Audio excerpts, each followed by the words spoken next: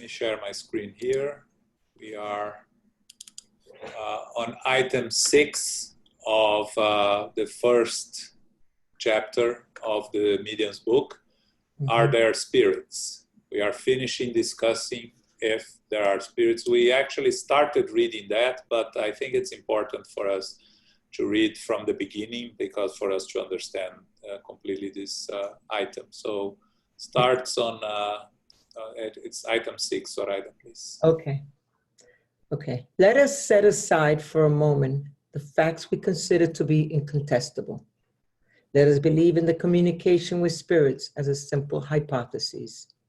Let us ask disbelievers to prove to us, not by simple negative statements, their personal opinion cannot be considered law, but through peremptory reasons that such communications is indeed impossible. Let us place ourselves on their turf. And since they want to observe spirit phenomena through physical laws, let them take some mathematical, physical, chemical, mechanical, or physiological proof for their scientific arsenal and demonstrate by A plus B. Oops, sorry, I jumped, sorry. Why did you jump? Okay, demonstrate by A plus B, but always start from the principle of the existence and survival of the soul. 1, that the being within us who thinks during earthly life no longer thinks after death. 2. So let's go one by one here because it's very interesting the way Kardec, as always, very didactical and as a scholar, he brings the idea of let them prove to us that it is not possible, like they say here, the communication of spirits as a simple hypothesis, and let's ask them to prove to us, and not by saying no, it's not possible because it's easy. Their personal opinion cannot be considered law, but through reason, let them prove to us that is impossible. So let's take their place and try to reason to ourselves that the communication with spirits is impossible. So he starts. So first, the existence, we know the existence, of course, for those that do not believe that we survive after death, then there is no reason for us to discuss this. The first concept we have to accept here is that the soul survives after death. So if the soul survives after death, then we are going to try to prove that we, the disbelievers, are going to try to prove that they cannot communicate with us. Right. So first, let's start. That the being within us who thinks during earthly life no longer thinks after death. So meaning, the soul survives but no longer thinks. Does it make sense? Then you are going to say, well, if we survive, then it doesn't make sense. We have to continue thinking. Okay, then it comes number 2, Zoraida. That if it does think, it no longer thinks of those whom it has loved. So we go back to the spiritual world, we continue thinking, but we forget about all those that we loved here. João. Again, yes. Sorry, finish your point. Sure. No, if the idea here is to use reason to prove that what the disbelievers tell us, or those that tell us that the communication with the spirits is not possible, we are going to use the statements to reason why it's not possible. Yes, Anat. Yeah, because some people, they do believe that on the afterlife, and the reason why they don't believe that the communication with incarnates is because they go to a sleep or somewhere that is impossible to achieve for people here on Earth. So that's why I was thinking on the that being within who thinks during Earth life no longer thinks after death. It's not that they don't think because of something happened. It's because they are going to this deep sleep, waiting to the final judgment or something like that. But if they are in a deep sleep, they don't think, right? Right. Then it's a matter of when you're sleeping here, if you're sleeping, you're thinking, right? Because we do dream. So Yeah, it's a but matter of according to what we know in Spiritism, when we are dreaming, we just detach ourselves from the physical body and we go back to the spiritual world and interact with the spiritual world. But what they're saying here, what you are saying here is that you go in this deep sleep, waiting for what? For the resurrection or for the final judgment? Yeah, waiting for Christ and whatever. If I think that if we are waiting for the final judgment in a sleep state, we are not thinking. My understanding, because it doesn't make sense for us to be thinking if we are there waiting for something. Okay. And again, we're discussing kind of things that none of us believe, so it's difficult for us to get there. But my understanding here is that if you think that the soul survives and continues thinking, then you go to number 2. If it does think, then it no longer thinks of those who it has loved. Is it possible? Yes. Again, it doesn't make sense, right? It makes sense, right? Yeah, I'm trying to put myself in the shoes of, because I have a lot of people that, not a lot, but some people around my circle that, they're evangelics and whatever, and sometimes they wanted to interact with this kind of questions with me. That's why I'm trying to put myself on their shoes with their answers and try to make sense of what we are studying. And you're right, it's hard because we don't believe in it. But I like your approach, but then we have to go by each point that you make and try to understand what's reasonable behind it. Because if you're discussing with someone that has no interest in reason and have their beliefs closed in a box, then we're wasting our time discussing with them, right?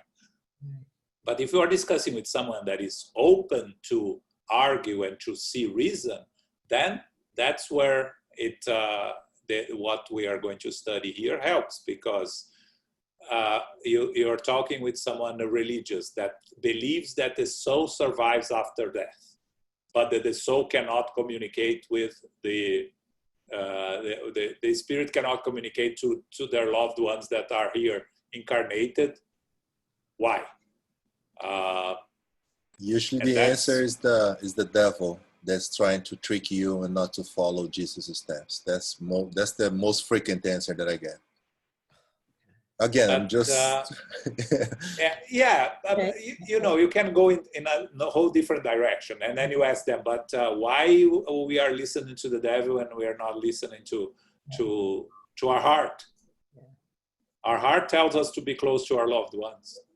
Why is this a work of the devil? What's wrong with that? We could argue that, right? And we can go on and on and on and get That's nowhere. A good one. Because we did, yeah. That's a good one. So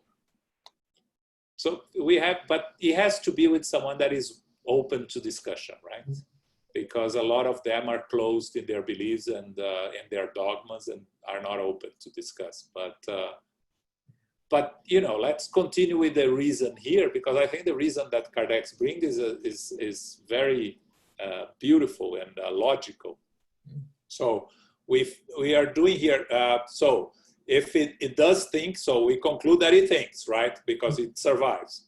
So it thinks, but it no longer thinks of those who has loved. Doesn't make any sense again, right?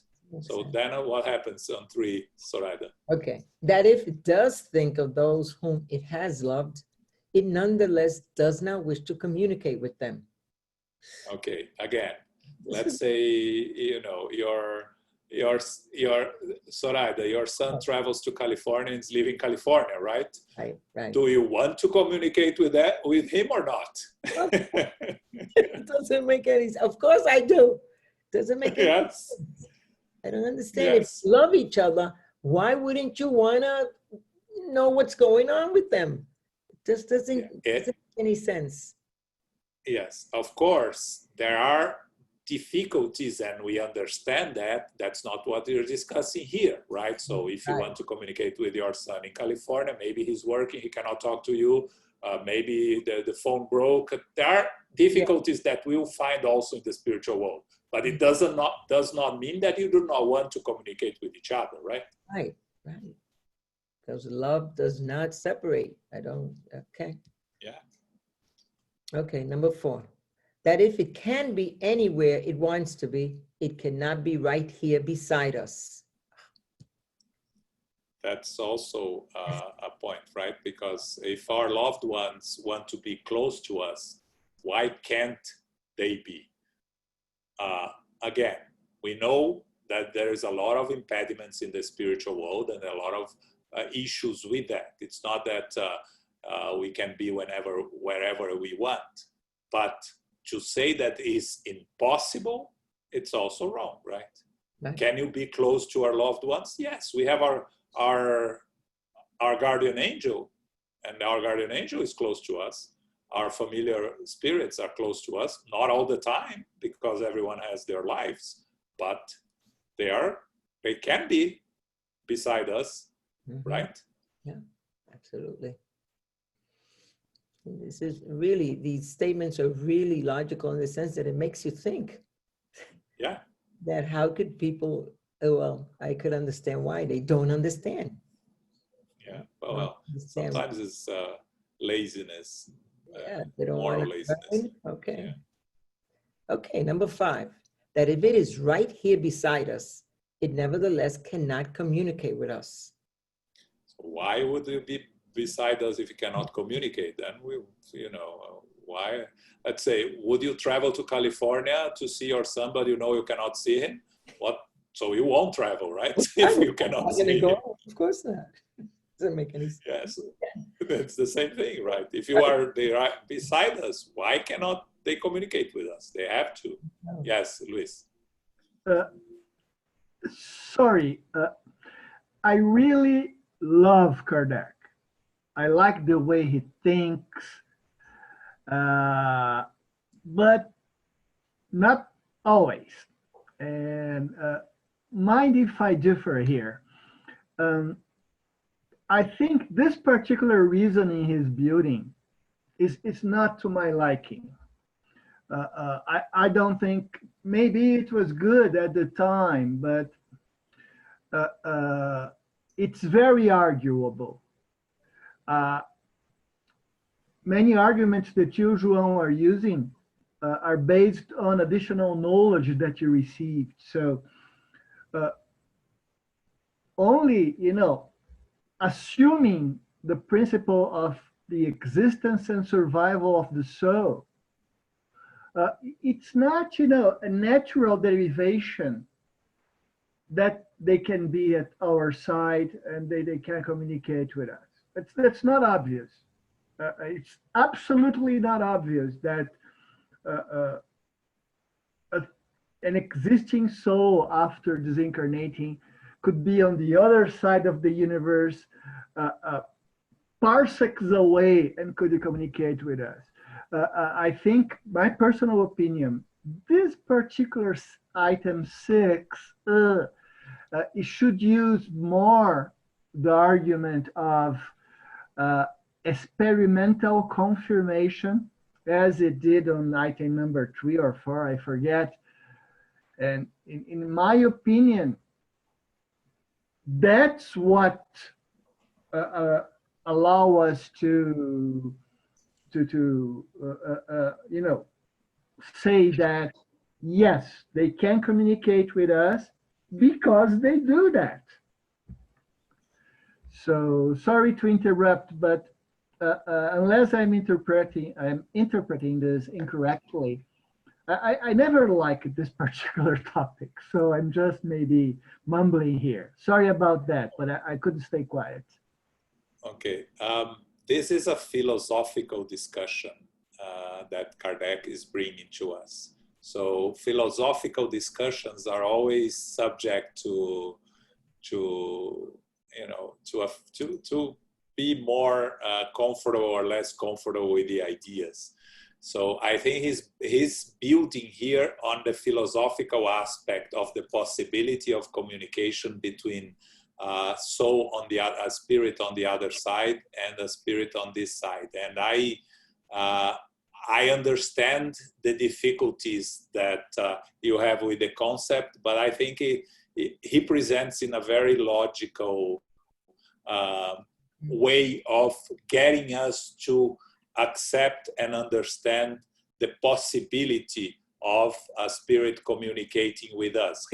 Again, the idea here is for a disbeliever in the communication of the spirits, telling us that it is impossible for spirit to communicate. So he's giving a theoretical explanation of why, and a philosophical explanation of why it doesn't make sense to think that it's not possible. But again, it's opinions. But so let's go to number 6, Zoraida, please. Okay. Hey, João. Okay. Yes, Renato. Yeah, another argument that I remember that they come up saying because it's not possible is because the book we just finished, Heaven, Hell, and Purgatory. So once we die, we go to heaven, hell, or purgatory. So there's no way for us to be communicating because we are in different place. Let's put it that way. That's another thing that I get a lot because it's not possible, this communication with spirits.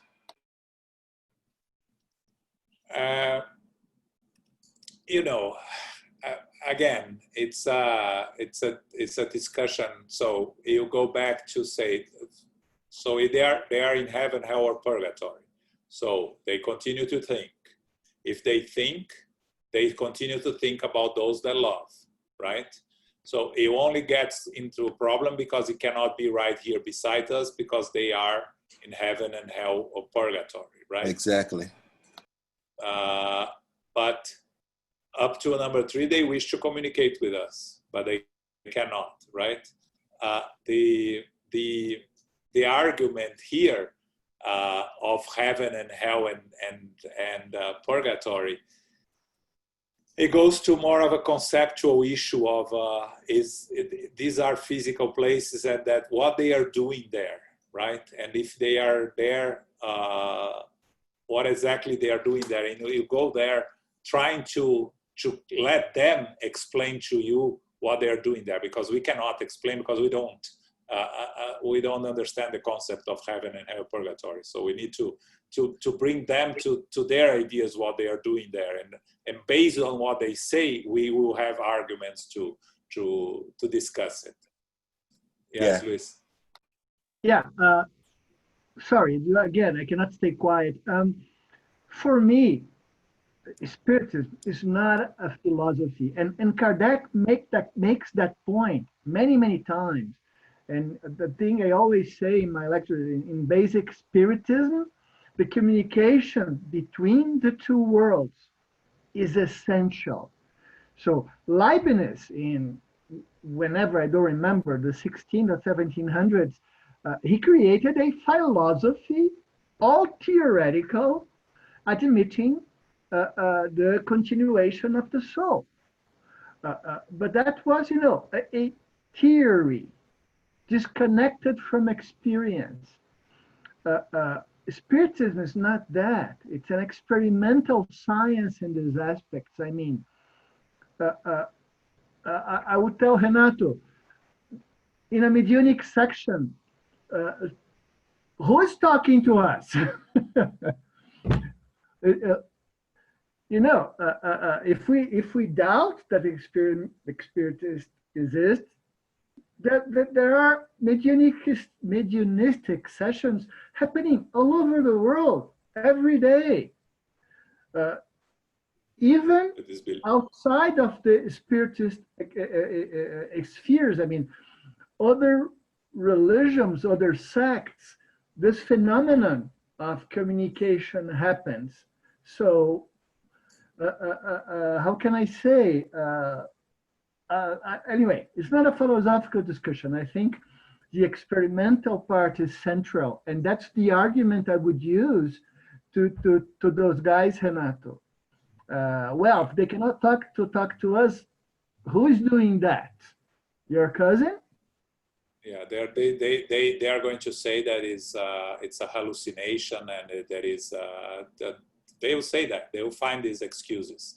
So it's difficult. But again, spiritism is a philosophy. Yes, you said that spiritism is not a philosophy. Spiritism is a philosophy, and it's one of the three aspects: the scientific, the religious, the moral religious, and the philosophy. But and the communication of the spirits, the way that the spirits communicate with us is science. The very spirit, what Jussara presented this Sunday, that's science. But here we are talking philosophically. Kardec is talking philosophically. Why wouldn't the spirits be able to communicate with us? May I Yes. make a comment? Sure, Paco, go ahead. I see this part as essentially the Socratic method of questioning. It's like, say, if A is greater than B and B is greater than C, then A is greater than C. That's how I'm looking at this that way, rather than what the presentation is mostly dogmatic. It's not really the inquiry part, which is what he's presenting us here. Yeah. This is basically okay. this is basically, like you said, it's the philosophical method. It's the Socratic method. Yes. Fabio, you want me to go back to the beginning? Yes. There. You want to say something? Or no? I'm sorry, I got here late, so I'm not entirely following what it is the questioning, if there is even a question. Yeah. No, it's Kardec. In the beginning, Kardec said here, let us ask these to prove to us, not by simple negative, but by reasons that such communication is impossible. So Kardec is taking the place of the disbelievers here. Got it.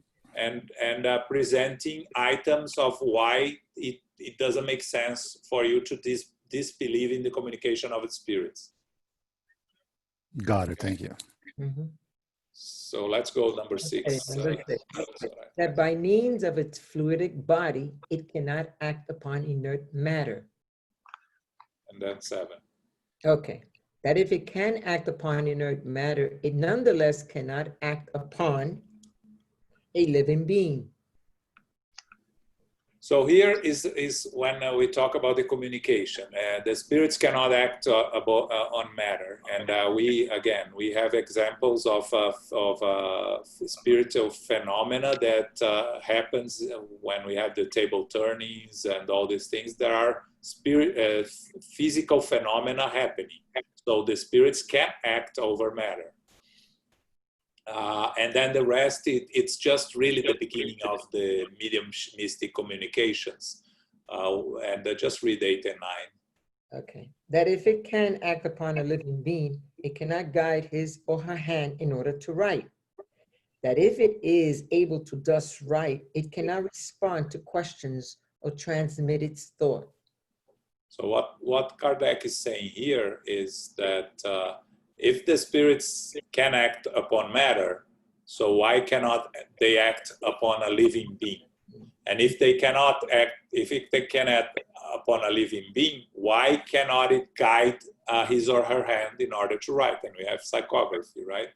Mm-hmm. And if we have psychography, why cannot answer questions? So he came through one by one to the point of explaining the communications that they were receiving at that time. They were all psychography. The questions and answers were done through psychography, to a point that he ends up concluding that the communication, philosophically, the communication of the spirits is possible and it's doable.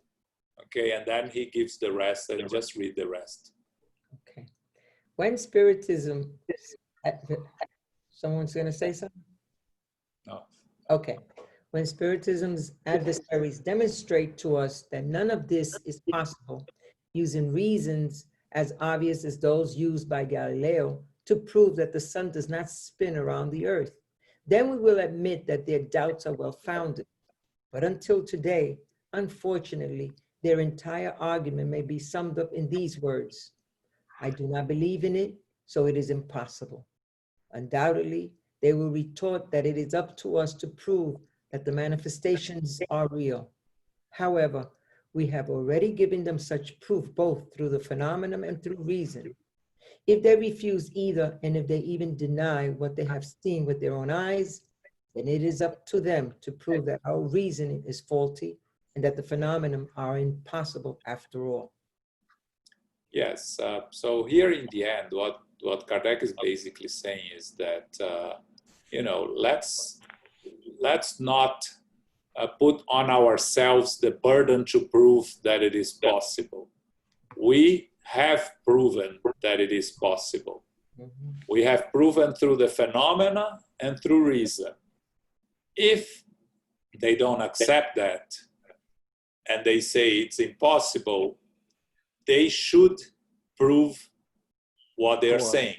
It's like to us, like Galileo, that proved that sun does not spin around Earth, right? Nobody believed him. He was almost burned at stake. But the idea here is, okay, we have this phenomena happening all around us. We have studied this phenomena. That's what Kardec did. We had proof that it happens. We have proof that there are intelligent beings behind these manifestations and that they are thinking beings, that they can answer questions. We prove through reason also that everything is logical. And again, it's more difficult to prove that it doesn't come from an external mind, like in this example of Francisco Xavier, right? Someone that had only elementary school that produces 400 books of all different types of subjects, poetry and science and life in the spiritual world. And on top of all that, you say that he had only elementary school, so he could not have produced that. So the proof is out there, and we shouldn't be, and going a little bit back to what Renato was saying, we shouldn't be too much concerned in proving to others that is possible. Just let others prove to us that is impossible. And just saying that it's not possible because they are in heaven or hell or purgatory, proof? Where is the proof that they are in heaven, hell, or purgatory? Because what we have are dogmas, but dogmas are not proof. We deal with proofs in Spiritism. Everything that we work with are based on proofs.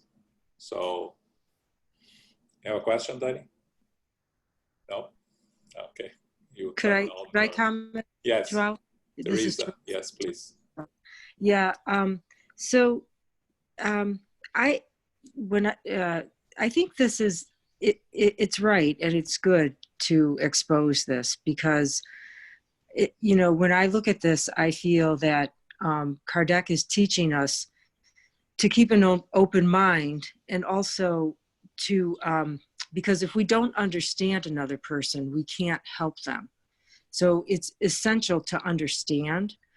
And it's true, though, if somebody is just, they don't want to believe, there's nothing to really discuss, because, they have the right to not believe. But I think also it's important because that's, like Kardec says many times in many of the books, that that if science finds a new finding, then go with that. And so I think it's a lesson for us to keep an open mind, because when we hear something different, not to just say, to close off and say it doesn't go with what we've been reading thus far or learned thus far, because maybe that's how we're going to learn a new thing about science, or, and so I think it's just inviting us to keep our mind open and also to use our reason. So let's listen to the man's argument. It doesn't mean we have to agree with it. Let's listen and see, you know, I mean, I do that when someone's talking to me. I just, in my own mind, I'm thinking, you know, what I know to be true. And so, yeah, I may not be able to prove it to that person, but I can understand better, like just the point about that by means of its fluidic body. Well, you know, there's a lot of people who would say, oh, they're not even aware of any fluidic body, but we know that there is. But anyway, it helps me to understand, okay, this is the chink this person is missing, you know, the missing piece. So I think it's a good thing. It's a good reminder to us to listen and be open-minded and to try to understand another's point of view, even if we don't agree. But, you know, if some new science thing comes along, initially we probably won't agree because it's going to be new and we're not going to understand it either. So I don't know. I think it's good to keep an open mind and keep using our reason and discernment, right? It's an opportunity for us to practice that.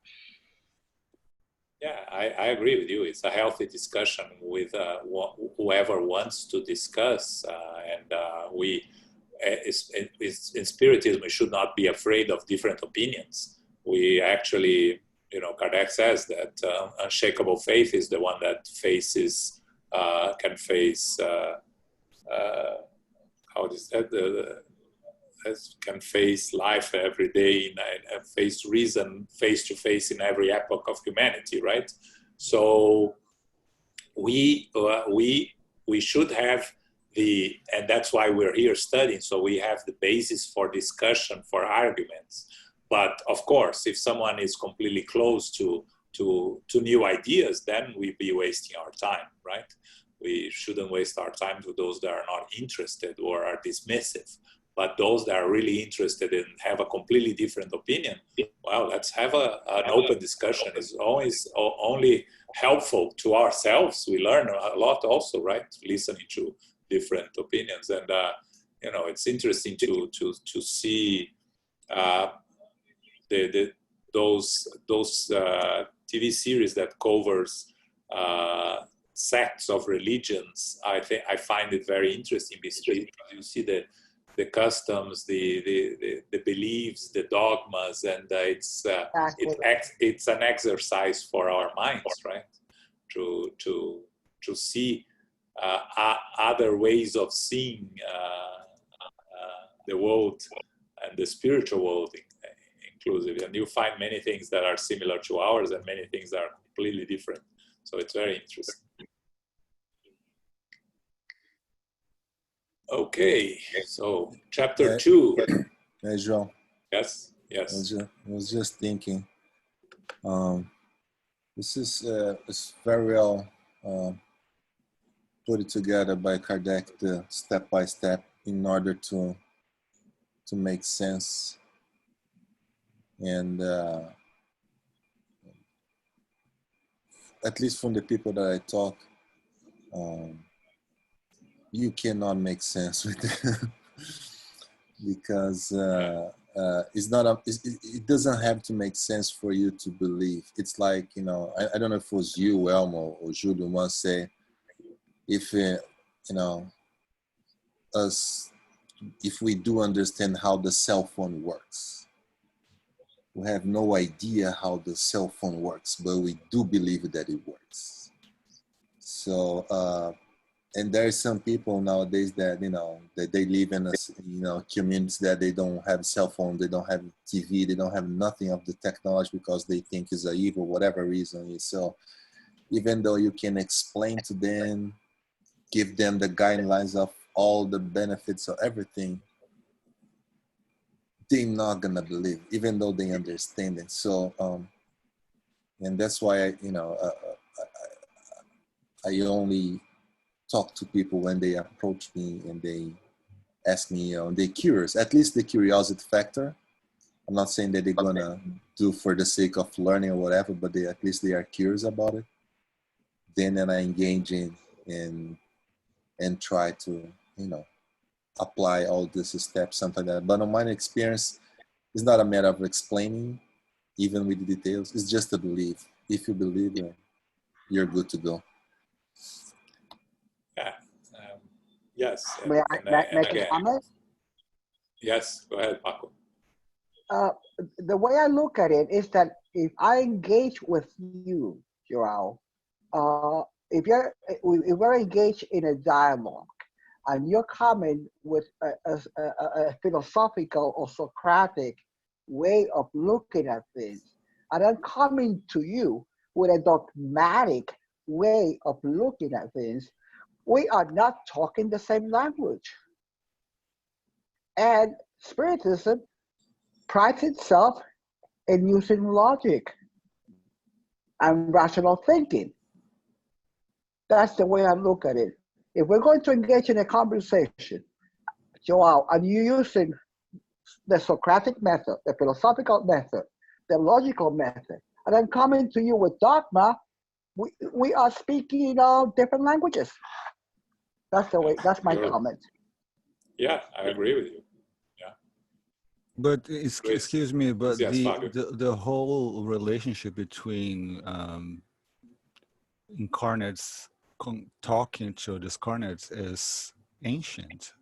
I personally had never met anyone who ever were in this belief when I said that I am a medium, and the kind of work that I've been doing, not only in the center, but I have done before the center since I was a kid, being a medium in many capacities.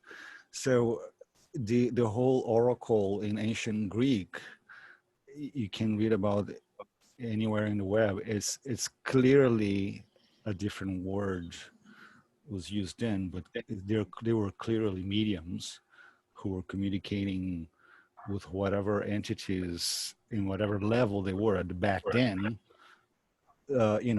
answering the questions about marriage, about wars, whatnot. So this idea of interacting with spirits is not only in Greece, it's in many ancient tribes in Africa, in the Americas. Is a very, very old interaction or tool, I say. It's just that it's such a rarefied ways of communicating that in the wrong hands it can be very damaging, because as you already read about it, it's not only the direct communication with spirits, it's inspirations, it's everything, it's all the energetic value that you put into everything that is going to attract similar things. So a mediumship in the wrong hands is one thing, and in a different type of mind is another. And that is why I think it is not entirely known or spread out, because it's a very, very complicated thing to engage in. Yeah, actually what you said is just what we're going to read in the first paragraph of the next chapter 2, the extraordinary and supernatural. But before that, Luis has raised his hand. Yeah, if I might, João, I just would like to share something with you. It's just a sharing thing. I've heard people talking about Spiritism being a philosophy, but sometimes people don't understand what a philosophy is. And it's definitely a science and philosophy. From the Oxford Lexicon, I'm reading here, philosophy is the study of general and fundamental questions about existence, knowledge, values, reason, mind, and language. Nobody can deny that spirits is that, I believe. Going further, philosophical methods include questioning, critical discussion, rational argument, and systematic presentation. And definitely item 6 is a philosophical method applied. So I just wanted to share this because you know how I am, picky with the precision of language. Definitely Spiritism is in part of philosophy. We see the philosophical method applied many times along the codification. We follow Kardec's reasoning using philosophical methods. Although we not always agree that his particular application of the philosophical method was the best in this or that circumstance. But I share this with you because I think it's important that we have strong arguments sometimes to position the way we see what we study. And that's it. No more comments, I promise. Well, the Spirit's book, the beginning of the Spirit's book, when we talk about what's God, this is a philosophical discussion. It's not a religious discussion. It's a philosophical one, right? But again, it's the thing is we all have our preferences, religious, scientific, and philosophical. But to fully understand Spiritism and study Spiritism, you have to consider all three aspects. Otherwise, you have a chair with the three, a chair with only two. I forgot the name now. It doesn't stand, right? So, but anyway, let's go to chapter 2, the extraordinary and the supernatural. Okay. Number 7. If the belief in spirits and their manifestations were an isolated concept, the product of a theory, then it could certainly be suspected of being illusory. But who can explain to us why it may be found to be so alive among all ancient and modern cultures, and in the holy books of all known religions? Some critics claim that it is because throughout history, humans have loved the extraordinary. Then we must ask, what do you mean by extraordinary? And they would reply, whatever is supernatural. But what do you mean by supernatural? Whatever is contrary to the laws of nature. Then you are so knowledgeable about those laws that you know how to set limits on the power of God? Very well. Then prove that the existence of spirits and their manifestations are contrary to the laws of nature, that it is not and cannot be one of those laws. Follow the Spiritist doctrine and see if all the links of the chain do not display all the characteristics of an admirable law, which resolves everything philosophical principles have been unable to resolve until now. Though it is one of the attributes of spirit, the possibility... Thought. Okay, thought, I'm sorry. Thought is one of the attributes of the spirit, the possibility of spirit acting upon matter. If it impressing our senses and therefore of it transmitting its thought to us is a consequence of, and if we may so express ourselves, of its own physiological constitution. Hence, there is nothing supernatural or extraordinary about this fact. However, the idea that a person who is absolutely dead could be corporally resuscitated, that his or her scattered remains could be rejoined to reestablish a body, well, that would be extraordinary, supernatural, and fantastic indeed. It would certainly be a true derogation that God could only accomplish through a miracle. There is nothing like that in the Spiritist doctrine, however. Okay, so here Kardec talks about the extraordinary and the supernatural, and he begins with what Fabio just said, right? That the manifestations can be found amongst all ancient and modern cultures and in the holy books of all known religions. So if it happens everywhere, Spiritism did not invent the communication of the spirits. What Spiritism did was try to organize, explain, and understand how the process works, and more important, what for, what the communications are for, what are the useful purpose of the communications of the spirits. And then he touches a concept that he's going to discuss more in deep in Genesis, which is the miracles or the supernatural. Everything that we don't understand, we can call it supernatural. Every happening that we cannot explain, we can call miracle. But again, going back to reason, going back to the basics of Spiritism, if Spiritism tells us that everything has an explanation, if we cannot explain, it's because we haven't understood it yet. And if God is perfect, anything that is derogates God's law would make God not perfect. So that would make all the castle of cards to fall, right?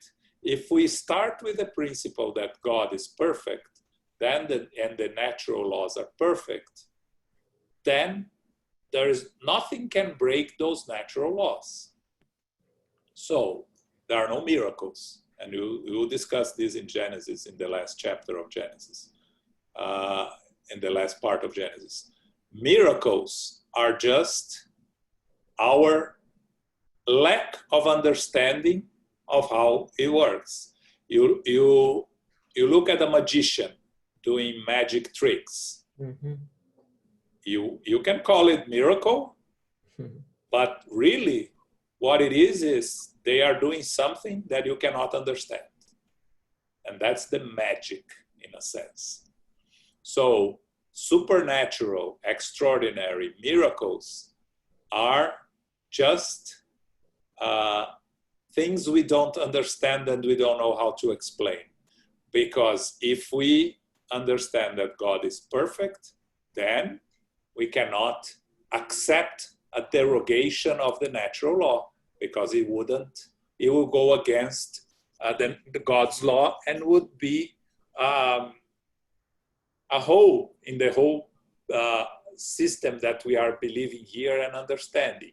And Kardec ends up very interestingly talking about resurrection, which is something that many religions believe. So if, going back to heaven and hell and purgatory, we're waiting for the judgment day, and those that are going to be saved are going to resurrect. So you mean that they are going to grab their scattered remains and reestablish a body that was decomposed into nature? That would be a miracle. That will be a true derogation of God, and you won't find that in Spiritism. So I think Kardec makes very clear here that we're talking about, again, logic and reason, and everything that we don't understand is something that we still have to learn. Renato mentioned the cell phone, right? You give a cell phone to someone that never seen a cell phone. This person can look at it and say, wow, it's a miracle. I can talk to someone on the other side. It's a miracle for those that do not understand. For those that understand that how it works, and there are few that understand how a cell phone works, there is no miracle. So once we understand better things, they will cease to be a miracle and they'll be just logic. Okay? Hey, João. Yes. That's the part usually of the Spiritist studies that I lose everyone. No, I'm serious, because, just the thought of not having miracles and everything is very hard, because from people's point of view, you're going against the Bible. Yeah. And I remember, on Sunday studies, Julio explaining Jesus' miracles, quote unquote miracles. And I was like, oh my God, I can't pass that information along, because if you started explaining that everything that Jesus done, they are not miracles, it's just a higher spirit that knew how to, for the lack of the better word, manipulate all the laws and things that we have no idea that exist. Even the resuscitation, whatever you want to call, of the dead. And even before Jesus, when he explained about the crossing of the split of the seas and everything, that there is no miracle at all, then you lose everyone. Then it's just us as spiritists. So I'm serious, that. And it's very hard, this part. And even for myself, I believe more than I understand. That's why I mentioned that in the beginning. I believe more than I understand. But it's very hard to grasp the idea that the supernatural and all the miracles and everything, they're not exist. Yes, I understand, Renato. And again, Spiritism doesn't impose anything on anyone, and it's something that you need to explore more and study more. That's the only thing we can say, because what Spiritism tells us basically is that if God is perfect, then why would you need miracles? Answer this question. I don't know, but I believe. Perfect. Because miracles are something that goes beyond the natural law, right? Unless you have a different definition of miracle. My definition of miracle is just something that I cannot understand yet. So, but again, I understand, and I know that even in Spiritism, there are many that when you talk about Jesus, they will sign under that Jesus performed miracles. But the very basic miracles of Jesus that we can explain is the Lazarus resurrection, which it's easily explained by catalepsy, right? Yeah. Jesus knew that he was not dead, otherwise he couldn't resurrect. And curing the blind is, we hear of the miracle of Jesus curing one blind, right? Now let's use Spiritism reason. If he could cure one blind, why didn't he cure all the blinds? If he could cure one leper, why he didn't cure all the lepers? I'm asking you, Renato. Because he cured the ones that looked for him, that went, asked for help. And as we study, and that they believed that Jesus could, cure them from whatever illness they had at the time. But I believe that we only listen to the successful stories. I'm sure there are many that went after him also wanted to be cured and were not. But we don't hear we only hear the stories of the winners, right? We don't hear the stories of the losers.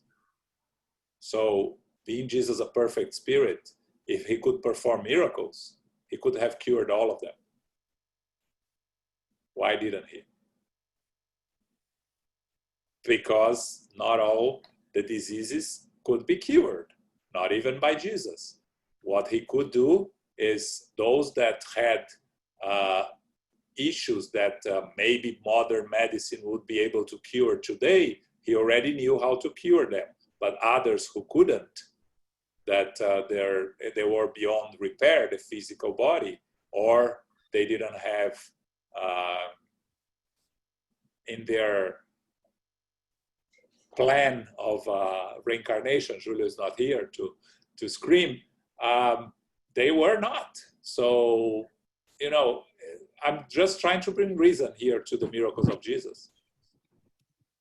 So you Arguing see- why. Yes. He So- could so- also have been some sort of medium healer.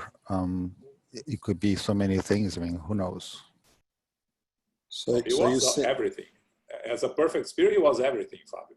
He was a healer, but he was not a medium, because to be a medium, you need to he was a medium of God, let's say, because a perfect spirit doesn't need to. Right, that's to my receive. point. Yeah, he was a medium of God, yes, but not a medium of another spirit, because he didn't need another spirit. No. so hold on, That's Sérgio. You're doing like Julie. You're sharing my world here. So, so you're saying that.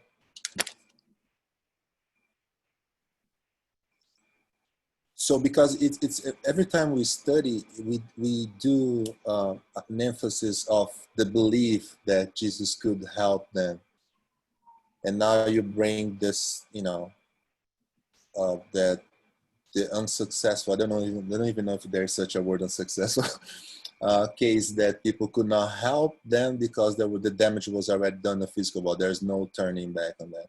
So, question is a combination of believing and having the possibility that the physical body is not damaged enough to undo, or it doesn't matter if they believe it or not. Jesus could done it without them believing. Well, let's look at the intermediary ones, right? The lepers. 10 lepers that he cured, only one came back to thank him, and he said, "You are cured." And the other ones, he didn't say anything, but the other ones, leper came back. Why? Because it's also it's a combination of the mind, right? The disease is in the physical body, but it's also on the perispirit or on the mind, right? So there are those that could be cured and believe that they could be cured, but their minds have not changed. So they went back to the same old issues, right?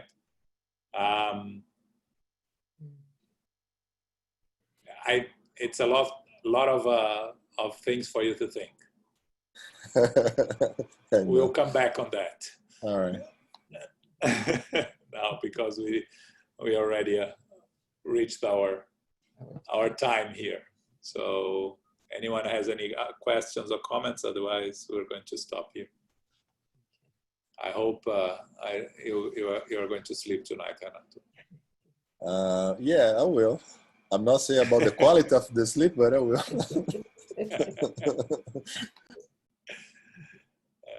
All right. Carol, you do our final prayer. Okay. Yes. Infinite Creator, Supreme Intelligence, all goodness and grace, we are grateful for the opportunity to be together this evening to study the Spirit's book.